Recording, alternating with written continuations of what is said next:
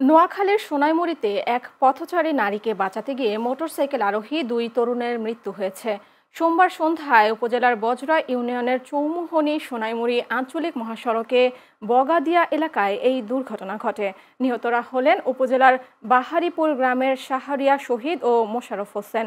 Police জানায়, সন্ধ্যায় উপজেলার সোনাইমুড়ী বজরা থেকে বাজার থেকে মোটরসাইকেলে শহীদ ও মোশাররফ চৌমুহনীর উদ্দেশ্যে রওনা দেয়।